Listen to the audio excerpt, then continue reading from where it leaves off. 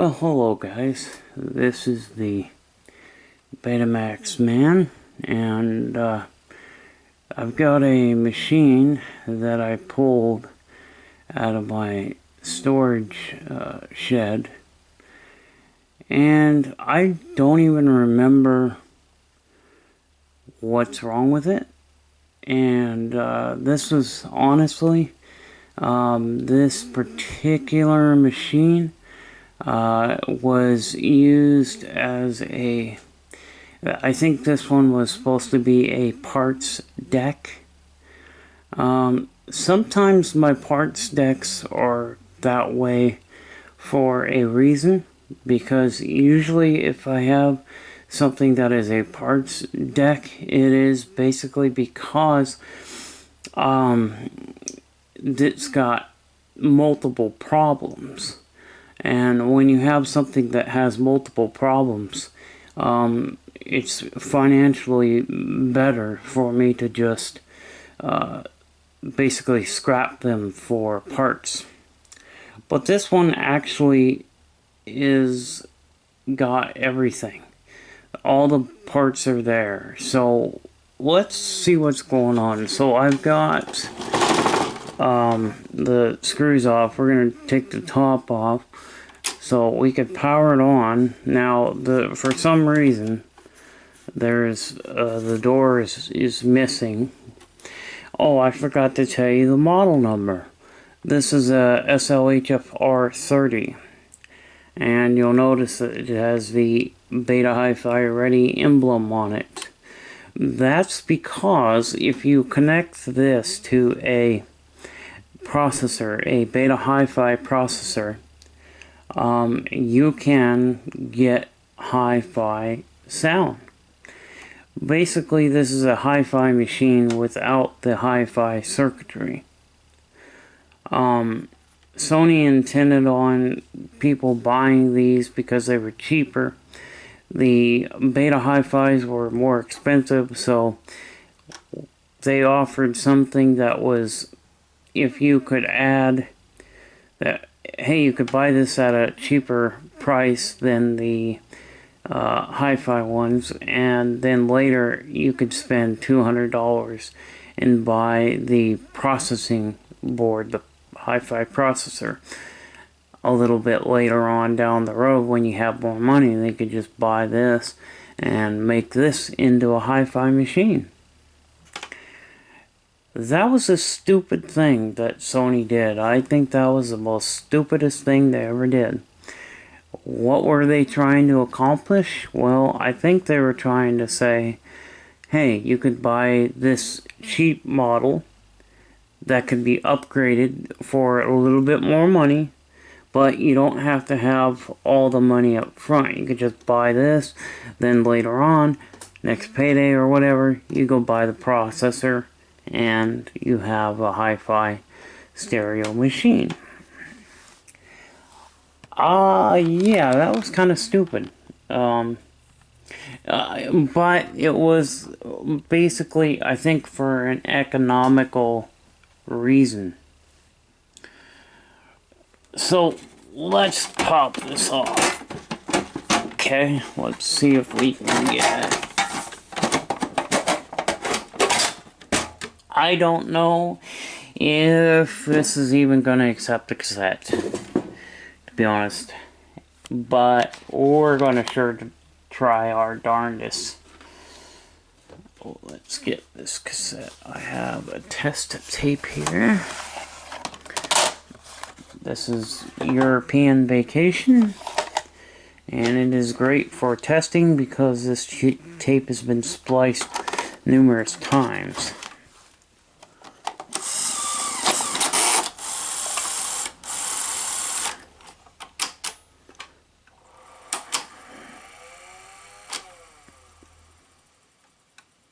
Okay.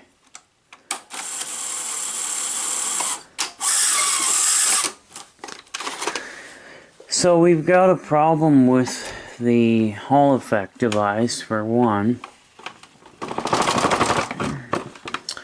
Most likely the Hall effect device has failed on this unit. Let's just fake a tape.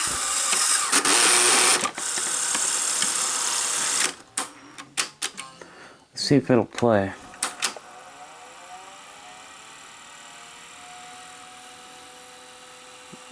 Not at the right speed. It's not even playing at the right speed.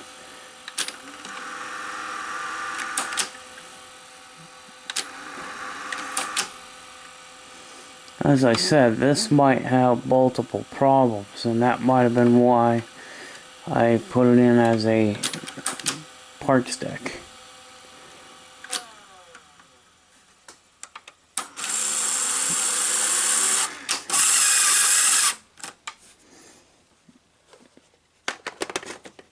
Might be because the drum is got moisture on it, and so it's wet. So let's just dry that off. I'm going to get a paper towel and dry the drum off before we put this tape back in. So because paper towels are very soft,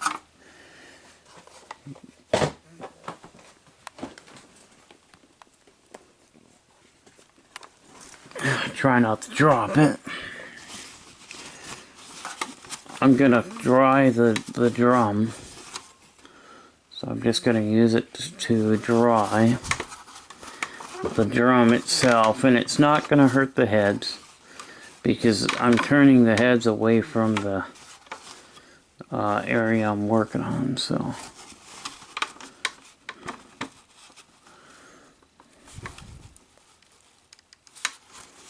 okay.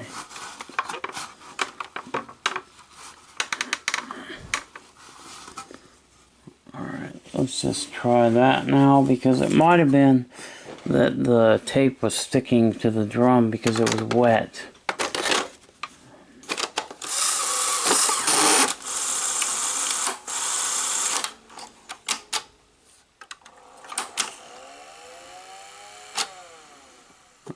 Okay, there is something wrong there.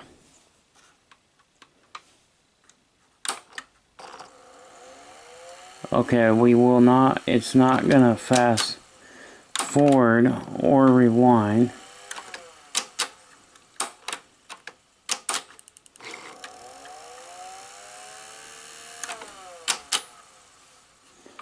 That might have been why I put it in the parts deck, because it may not even be fixable.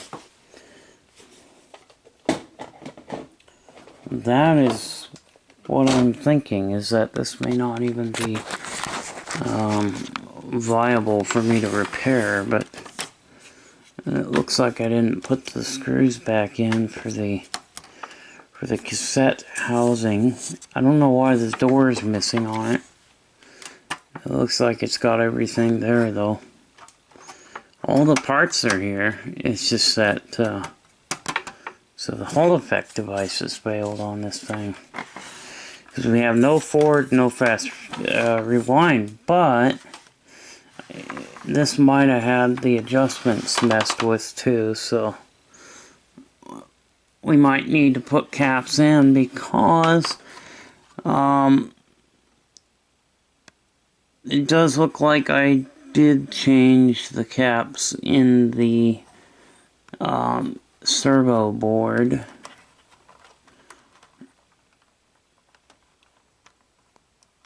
However, I do not know if I've done any adjustments. I probably have, by the looks of things. Looks like I was in here once before doing some adjustments, and I actually marked the home position for the adjustments. So this is definitely something I was in. And they do have a lot of these Elna capacitors, so that's probably why I changed them, because they were Elnas and they were bad or something, maybe. That might have been why too. But I think, you know, This may or may not be a viable machine. I don't know. Like I said, it was put into my storage shed out back there, and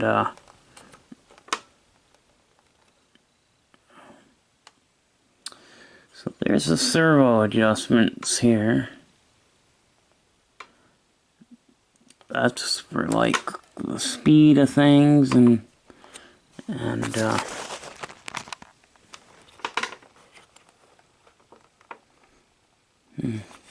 okay. Let's just see. It looks like I put them back to its factory positions. Yeah, it looks like it's back into its factory spot. So sometimes I'll do that. If I'm making adjustments, I will put a mark on it so I know where the home position is. That way, if the adjustments don't do anything, I can put them back to where they were and everything is fine. Let's just see what kind of Hall effect device is in this thing. Let's just see if I've even got a Hall effect device, which I don't even know. I don't even know if I do or not. And so this particular board here, let's pop off the bottom cover, and I want to take a look at the Hall effect device and see what's going on there, because that Hall effect device is very known for failing. And you can replace them, however, they don't sell them anymore. I cannot find that part anymore, so I have to rob from another machine, like another parts deck that I would have to rob from. Okay, so we're gonna pull the Hall effect device off. I've got another Hall effect device here. What is the Hall effect device? These little black, these look like these little black, this right by my thumb, that is a Hall effect device, and so is that one. And those are the Hall effect devices that can fail on these. So I'm hoping this one is a good one. Looks like it might be. This one's had the capacitors changed on it, so I'm thinking that this one is a good one. So we're gonna swap them out. We'll try this one. We'll swap them out and put it back together, and we'll see if we get our real drive motors back, because this is on a pendulum, so this motor turns this way for rewind and that way for play or fast forward. So the magnet is the motor that spins and allows the pendulum gear to move back and forth like that. So here's the old one. We're going to remove that one, and we'll put this one in its place. Now this particular one actually screws in. Some of them had mounting tabs, plastic mounting tabs, but this particular one had screws. So we'll put the screws back in. We're going to hook it all back up, and we'll give it another test run. Okay, let's just see what this will do. Let's see if we've made any headway.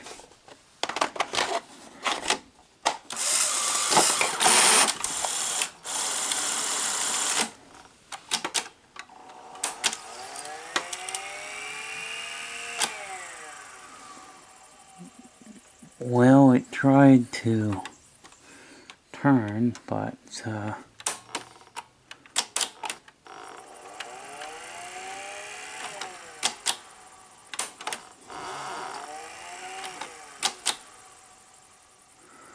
Yeah, this is going to be put back in as a parts deck because there's something else wrong with it besides the Hall effect device.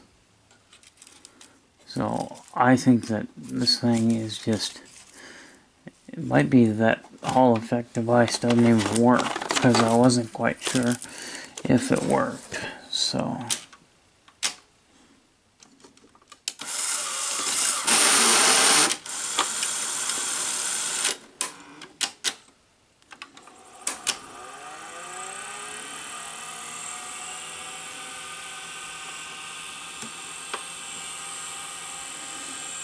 So the capstan's running at a extremely high speed. Okay, so we have the real drive. We could try and turn to that and see.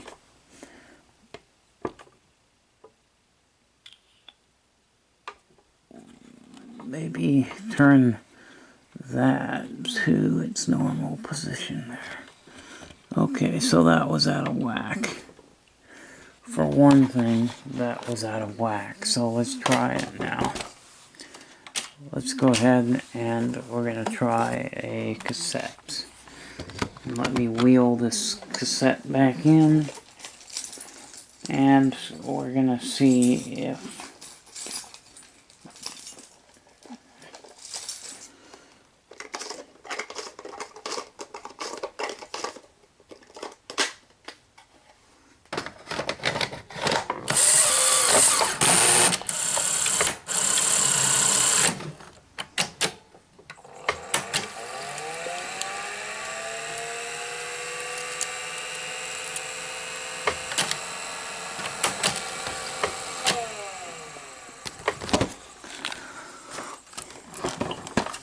well, it started spewing out.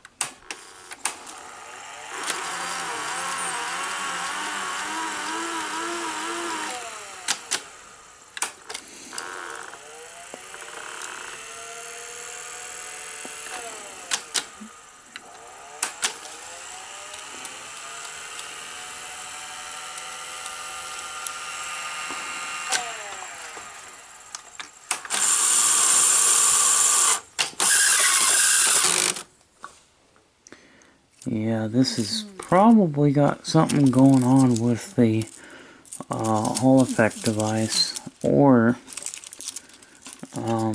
because I truly think that maybe it's a better idea to keep it a parts deck, because I think this thing has had so many issues and so many problems.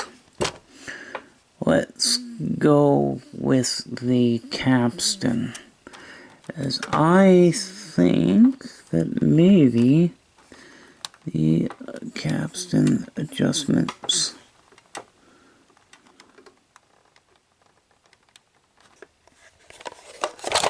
we're just basically trying to assess as to what's wrong with it.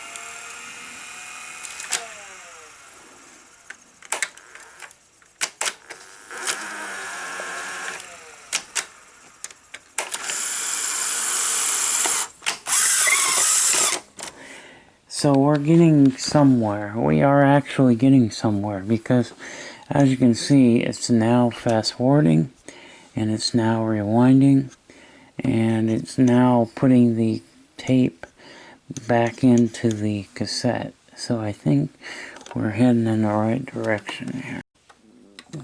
Okay, so we got it in there without a cassette. Now let's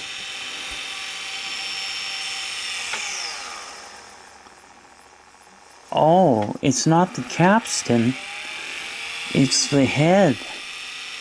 The head is actually running at the wrong speed.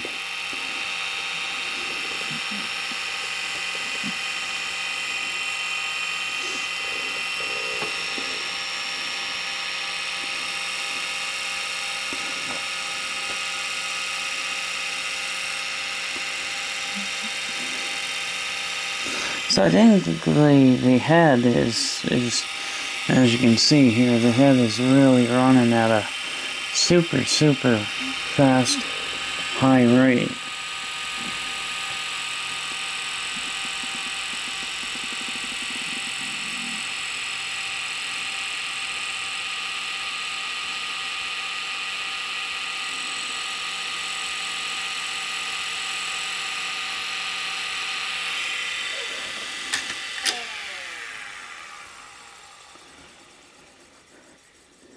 Should not be running at that high rate of speed.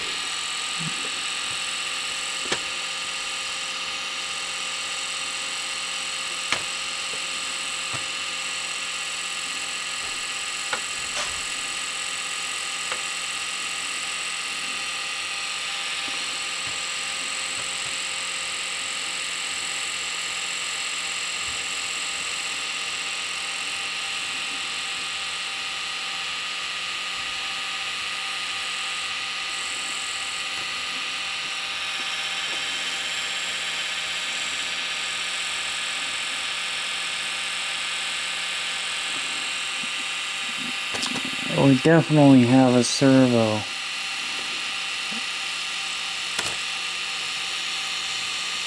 There's a switch pulse. Our head switching pulses for the heads.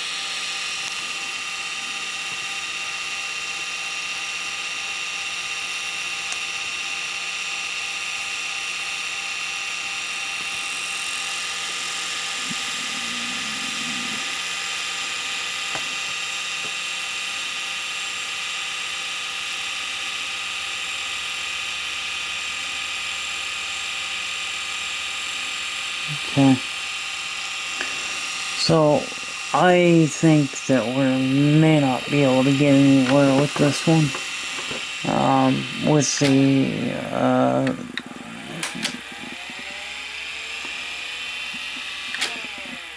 this might have been plugged into the wrong.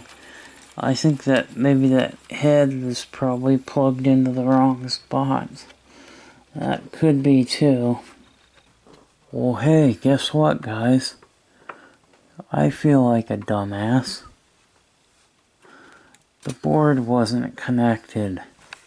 So, because the board wasn't connected, there's no way it's going to control anything. And obviously, our head controls are going to that bottom board. So, this bottom board probably has something to do with it. This board probably has something to do with it. That's probably why it's not functioning right. Well, let's just see. I wonder if I've done any replacement. Looks like I have.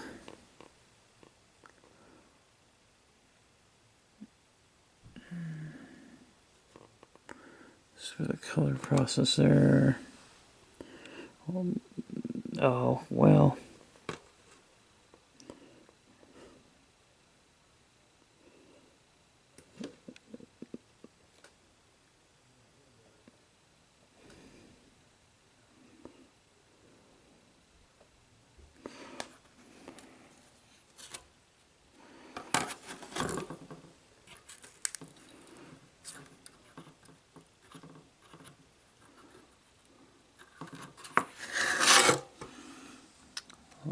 looks like this is all messed up. So I've got that board back in, and I've resoldered the connections, and so let's just see if there's any change. I've got it hooked up, so we'll see if it even plays.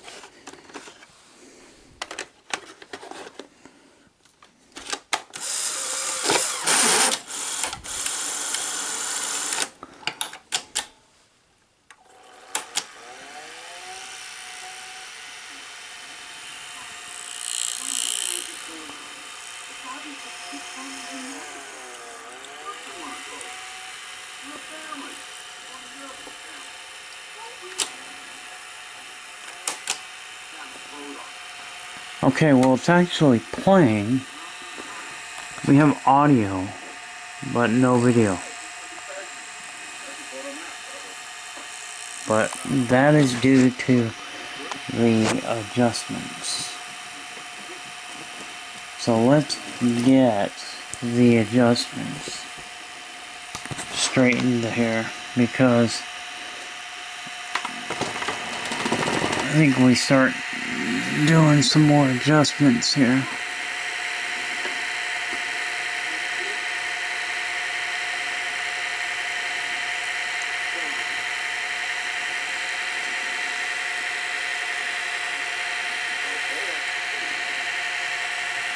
Sounds a little better.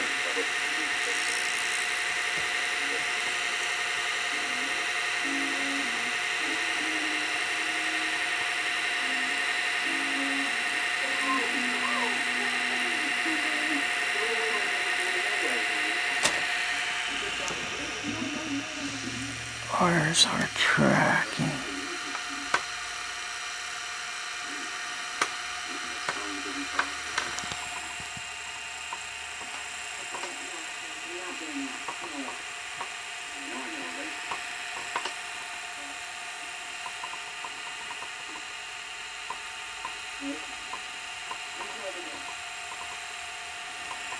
Yeah, we got nothing on the video.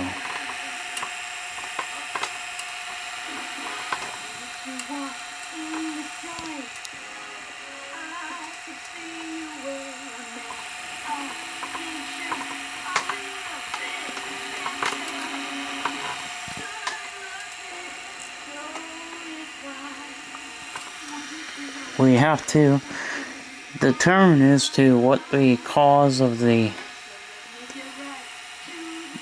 no picture. Yeah, so I think what I'll do here is get some, replace these caps in the head amplifier, because that could be the result of no video. So we'll just see what we can do, because I might even have another, I might have two of these decks, and if I've got another deck, I can swap out the boards.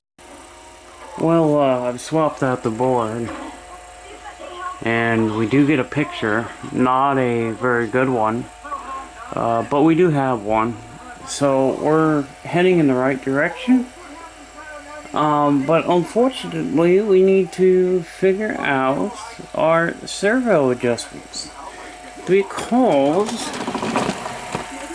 our servo is running a little too fast. We slow it down, and the picture gets better.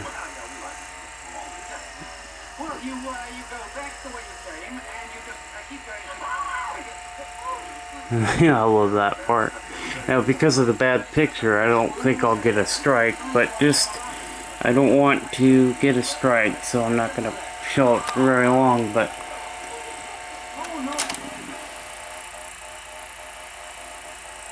we do got rewind.